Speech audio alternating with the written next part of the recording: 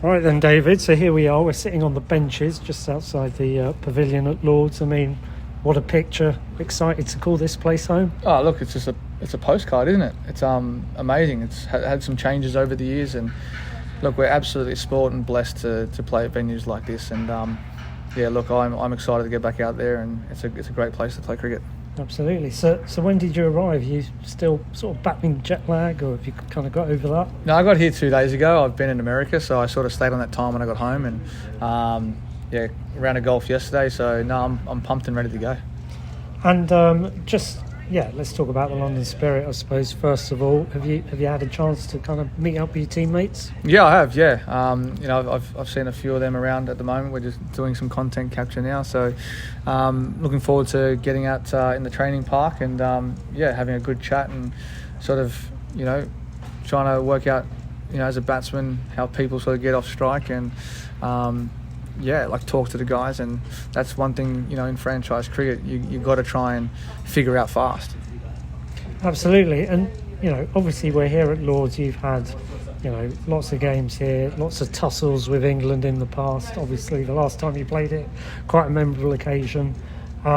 Is it going to be weird to call the MCC members your supporters? Is that kind of a slightly strange scenario for you? Well, look, I had a stint here with Middlesex, and I sort of had them on my side, and I think it'd be rude not of them to sort of try and cheer me on a little bit. Let that Aussie negativity pass by for the next sort of 30 to 35 days. Absolutely. And just talk about being drafted by the Spirit in the first place. I mean, was it always going to be a case of you wanting to join them? I know your good mates Kane Williamson, Justin Langer as well, of course, as head coach. Was it always going to be the Spirit for you? Yeah, it was. I had an opportunity to play with Southern Brave a couple of years back. There was conversations there, and it was probably one team that I think I sort of had to want to try and go back to, just purely because they gave me an opportunity first. But when this opportunity came up, I wasn't going to say no. Purely won the venue, and then obviously the captain and the coach had a good conversation with them, and I wasn't going to hesitate. Absolutely. And it's quite an interesting year, I guess, for the tournament in general. Lots of new ownership coming in for some of the teams, including the Spirit.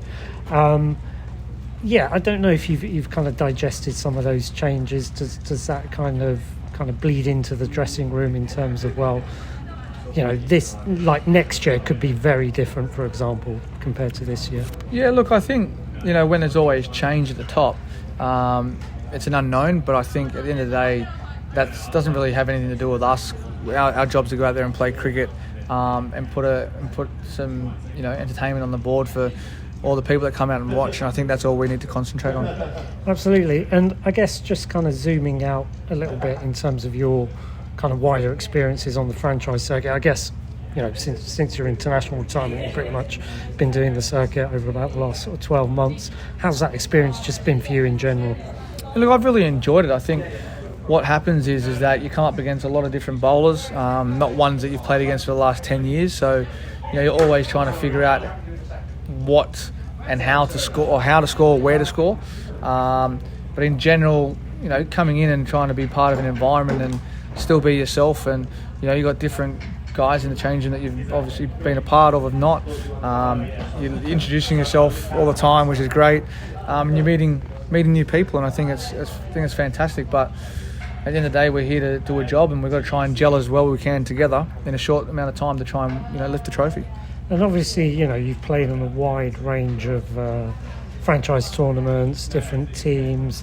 I guess, just thinking back to the Max 60, for example, in the Caribbean, I guess, do you as a player have to be a bit careful sometimes in terms of which tournaments you're choosing to kind of play in? Yeah, look, I try and pick, probably 3, max 4. 1 family, but 2, it's, I don't know, it's sort of, to me, sometimes you want that sort of sense of relationship, and you're trying to build a team, and you want to keep as many of the same players as possible. So it's difficult if it's forever changing.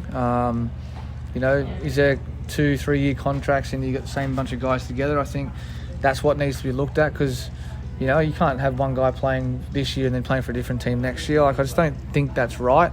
You know, so I think if they can knuckle that down across, you know, all franchises around the world, it'd be a good thing, I think. So, yeah, I think that's probably the only thing that really needs to change from that. Sure. And then switching focus to the Ashes, inevitably. I mean, I think everyone in England's been talking about it since the start of the summer. It's just, not too far off now, I guess. But yeah, how do you see that contest going in general?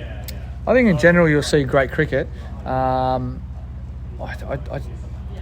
just got this funny feeling that it's not going to be close, the games itself. I think, you know, there'll be a few big scores and some low totals. When I say low, I think in the hundreds. There might be a moment, probably the Gabba test, I reckon, that pink ball. That might be closer, purely just that pink ball. And last time we played there, Pakistan almost chased down 430, I think it was, because that wicket with that ball, unless it's green, it gets flat and hard and that ball gets real soft. So we're just going to have to monitor that. But I think that might be the close game, if there is one. Sure. And I know, you know, you've said, I think in the past, you know, you've spoken about Bazball and how it probably won't work, that sort of style of play in Australia necessarily. I think what we've seen this summer in the series against India is a bit of a development, a bit of an evolution in the Bazball strategy, whereas, you know, you have seen England at times dig in a bit to go on and make really big 600 plus scores as they did in the fourth test up in Manchester. But yeah, just generally, do you see them being successful playing that way, or do you think it needs a further evolution? I think you can have success by doing it if you get on top of the bowlers, definitely.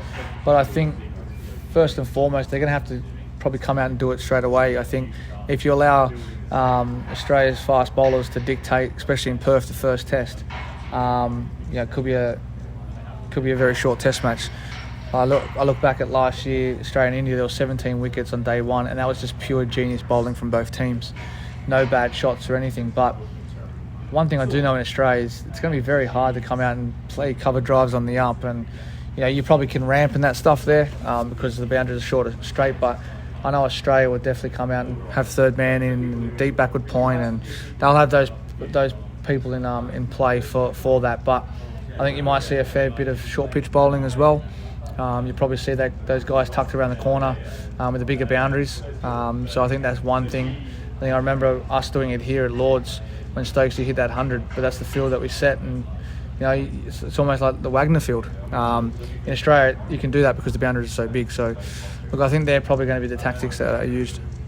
Sure. And then I guess focusing in on Australia and how the team are performing, or how they have been performing recently. Obviously, lost the WTC final here a few months ago now. Really good tour of the Caribbean recently, but I'd say, you know, from the outside looking in, it feels like the Australian batting order for the first time in a little while feels a bit unsettled. Would that be your view? Yeah, look, I think the challenge is there's a few moving parts there. You've got Greeny, who's come in. He's a very, very good player. Yet again, he hasn't really been challenged with fast bowling. And that's always been sort of the question mark over him batting there. You know, you don't have too many guys bowling over 140 for England at the moment, unless Woody and Joff both play. I think, you know, Gus Atkinson is probably one of those guys that, you know, early on he can do some damage, but if Australia keep asking him to come back and bowl spell after spell, you know, you might see, you know, the challenges that might bring, like Ollie Robinson when he came out to Australia that last time as well. So, look, I think all in all, Australia's going to have to rely on Steve Smith to score some runs. You know, you got Usman Khawaja at the top of the order. Is Sam Constance going to bat with him? If he does, how's Sam going to bat? What style of play he wants? And then the other question mark is, if they do have to make a decision to change it, do they bring Marnus Labuschagne in, or someone like a Jason Sanger who scored runs at the moment? But you've also got Travis Head, who's down the bottom of the order, and Alex Carey's been firing at the bat as well. So, look, I think there is question marks over that top order, but knowing Australia in their home conditions, if they get a sniff, they'll put some serious runs on the board. Sure, and then I guess just the last word on the Ashes. I mean, you've been involved in so many tight contests yourself against England. Will you kind of miss taking part in it yourself? Oh, you always will miss that part of going out there and playing in those series, yeah. But I'm quite content with not having to walk out there and stand on my feet for 4 or 5 days. So that's the best part about it. And actually, the very last question on the Ashes, I think it was announced yesterday that Stuart Broad's going to be on TV for Channel 7, I think it is, over there. You looking forward to kind of having a chat and a drink with him? Yeah, definitely. I think he'll be fantastic. He'll be a great addition to that Channel 7 commentary. He's played in a lot of series. He knows what it's like to bowl in Australia, and he'll give a great analysis on all of that. And I'm sure he'll do a great job like he has been doing over here. Sure, and then final couple of questions just on the Anderson Tendulkar Trophy series that's ongoing. Obviously, the fifth test being played at the moment. I know you were saying you haven't actually watched an awful lot of it, but are there any sort of specific performances that you've kind of been impressed with? I think the way that the Indian batting lineup has adapted and scored big hundreds, I think that's great to see. I think what it has shown across both teams, the amount of hundreds that's scoring, how flat the wickets have been as well. And when you're not using 2018 Dukes, you can actually score runs here and big runs. But I think all in all, the bowling attacks have been fantastic. I think they've all got the ball moving in the air. A few jagging back off the seam, but I think the bowling's been relentless. But all in all, I think it's been a great show of grit and determination by both teams with the bat.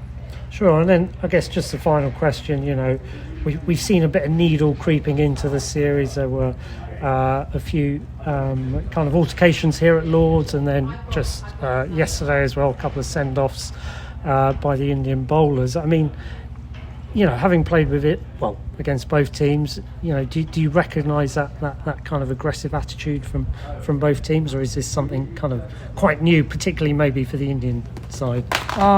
Look, I think all the series I've played against India, there's always been something, whether or not it's been blown out of proportion or not.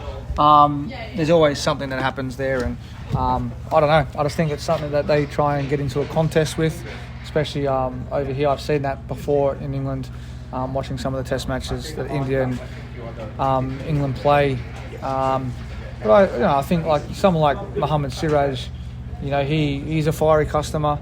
I think as a batsman you try to get under his skin a little bit, but he's an ultimate competitor. He's a very, very good bowler, especially with his sort of scrambled seam, and he can swing the ball, and he's been going well. But look, all in all, I think every series has a little bit of argy-bargy, which is great, but you don't want to be seeing anyone contacting any player or anything like that. That's not on in the game. Brilliant, thank you so much. Too easy, mate.